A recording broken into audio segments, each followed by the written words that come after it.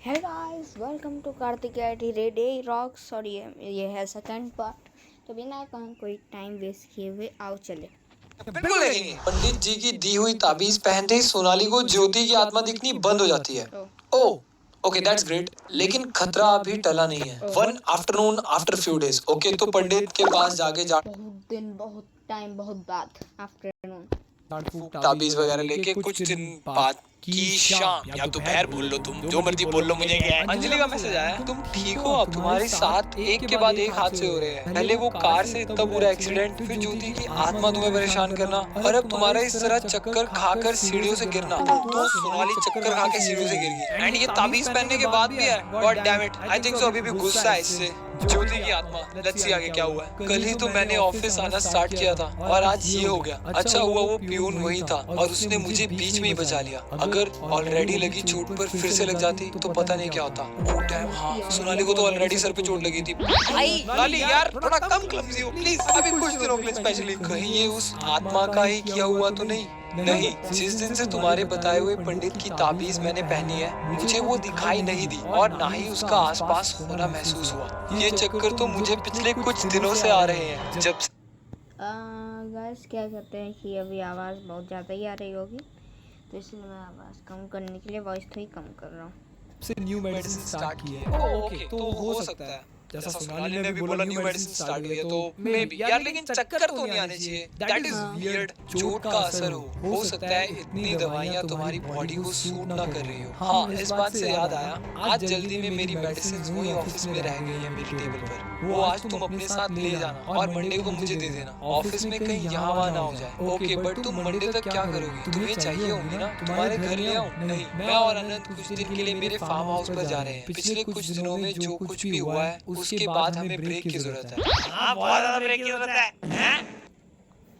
लोग वैसे भी मुझे दवाई ना खाने पर बेटर फील होता है। दवाई ना खाने पर बेटर फील होता है? अरे उल्टी बात हो गई है। अंजलि लिखती है ओके ओके। उसके अगले ही दिन अंजलि का फिर से मैसेज आया, कहाँ हो तुम? क्या आनंद तुम्हारे साथ है? मैं अपने फार्म हाउस पर हूँ। हाँ, वो नीचे है। कुछ काम है क्या उससे? तुम्हारी मेडिसिन कौन खरीदता है? आनंद, मेरी बात ध्यान से सुनो। वो आदमी जिसने तुम्हारा एक्सीडेंट किया था वो पकड़ा जा चुका है। पुलिस तुम्हारे घर गई थी, लेकिन तुम वहाँ नहीं मिली तो यहाँ ऑफिस आए थे। तुम्हारी जान को खतरा है। प्लीज वहाँ से जितना जल्दी हो सके बाहर निकलो या कहीं छुप जाओ। पुलिस आ रही है वहाँ आनंद को अरेस्ट करने।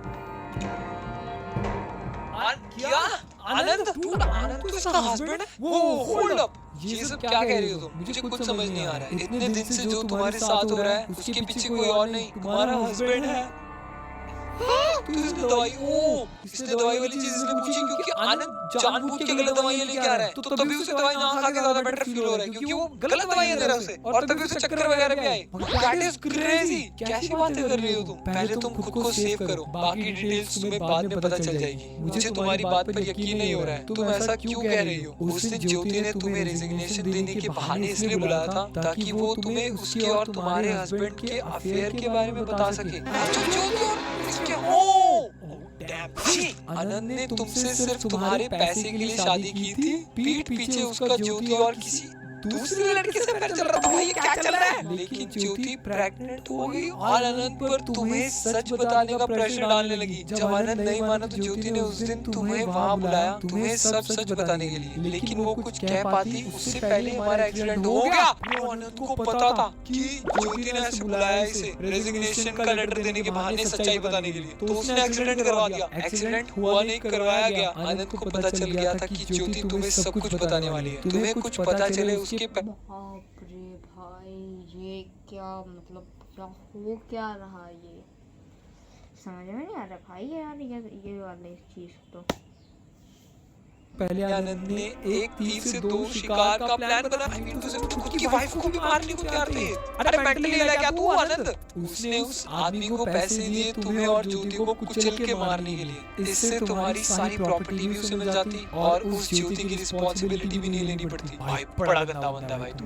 आई थिंक सो ना ज्योति की आत्मा इसे सच्ची में कुछ बताना। ओए ब्रो, इस ज्योति की आत्मा का ये तो नहीं बताना चाहती थी। क्या तो मतलब ज्योति एक्चुअली में अच्छी आत्मा है? भाई इसने बोला कि ज्योति का बेबी भी होने वाला था। शायद यही बात ज्योति मुझे मरने के बाद भी बताना चाहती थी, इसलिए उसने कभी मुझे हार्म नहीं किया। और ये ताबीज पहन लेने के बाद वो मुझे दिख भी नहीं पाई। पुलिस को आधी बातें तो पहले ही पता चल गई थी ज्योति और आनंद के मोबाइल रिकॉर्ड से, लेकिन जब तक उन्हें वो ड्राइवर नहीं मिल गया उन्होंने किसी को कुछ नहीं बताया। आज भी कुछ नहीं बता रहे थे, लेकिन जब उन्हें बताया गया कि तुम फार्म हाउस पर आनंद के साथ अकेली हो तो उन्होंने असलियत बताई। आनंद इतना गिरा हुआ इंसान कैसे हो सकता है? उसने मेरा एक्सीडेंट कराया, उसने वो भाई बहुत ही गिरा हुआ आदमी है, वो नीच आदमी है कसम से भाई, वो बहुत नीच आदमी है, सच बोल रहा हूँ। तेरा एक्सीडेंट ही नहीं करवाया, उसने इससे बहुत बड़ी बुरी चीजें की है। सिर्फ इतना ही नहीं सोनाली, वो जो मेडिसिन तुम ले रही थी उसमें असली दवाई नहीं स्लो पॉइजन था। स्लो पॉइजन तो बेसिकली वो दवाई के नाम पे से स्लो पॉइजन दे रहा था, जो कि एक इंसान को धीरे धीरे खत्म करने के कगार पे ले आती है। भाई यार क्रेजी। मेरे हस्बैंड फार्मासिस्ट है ना, जब मैं वो दवाइयाँ घर ले गई तो वो उनकी स्मेल से ही समझ गए थे कि कुछ तो गड़बड़ है। लैब टेस्ट करने पर पता चला कि असली दवाई स्लो पॉइजन से रिप्लेस की गई है, इसलिए मुझे दवाई खाने के बाद इतना इल फील होता था। ओह नो अंजलि, आनंद मुझे आवाज दे रहा है, बाहर मत निकलना सोनाली, डेंजरस हो सकता है। तुम्हें लगता है कि वो मुझे अपने हाथों से मारने की कोशिश करेगा? कुछ भी हो सकता है। अरे तुम्हें लगता है बोल रही है सोनाली? तेरा हस्बैंड बेमानूस नहीं है, सॉरी, शायद इसलिए वो तुम्हें वहाँ सबसे दूर लेकर गया है। पुलिस ने तुम्हें इसी वजह से कॉल से कनेक्ट नहीं किया क्योंकि आनंद तुम्हारे साथ है। अगर उसे भनक लग गई कि पुलिस उसके पीछे है तो वो भाग सकता है या तुम्हें हार्म कर सकता है। ऐसे केसेस में जब कल्प्रिट्स को लगता है कि वो पकड़े जाएंगे वो कुछ भी कर सकते हैं। वैसे पुलिस वहाँ पहुँचती होगी, मुझे पुलिस की सायरन सुनाई दे रही है। जब तक वो आनंद को अरेस्ट ना कर ले तुम बाहर मत निकलना। आफ्टर सम टाइम, ओके, कुछ देर के बाद अंजलि का मैसेज आया, आर यू सेफ? क्या तुम कॉल रिसीव करने की सिचुएशन में हो? Anand replied, what, are you serious? कैसे हुआ ये? तुमसे बात करने के कुछ मिनट्स बाद ही पुलिस यहाँ पहुँच गई थी। उन्होंने फोर्सफुली दरवाजे से एंट्री की और आनंद को अरेस्ट कर लिया। फिर सिचुएशन सेफ होने पर उन्होंने मुझे बाहर निकाला। हम लोग फार्म हाउस से निकलकर पुलिस की कार की तरफ जा रहे थे, तब वो कार अपने आप स्टार्ट हो गई एंड स्पीड में आनंद की तरफ चलने लग गई। जिन पुलिस वालों ने उसे पकड़ा हुआ था वो भाग गए, लेकिन आनंद खुद नहीं भाग पाया। वो गाड़ी के नीचे आकर मर गया। गाड़ी अपने आप चली? How is that possible? मुझे पता है कैसे पॉसिबल है, आई थिंक तो तुम्हें भी पता चल गया होगा। चाबी भी नहीं लगी थी और कोई ढलान भी नहीं थी। पुलिस खुद है। समझ भी गया, आई नो। अगर तुमको नहीं पता है तो कोई नहीं, समझ जाओगे। ये किया है ज्योति ने।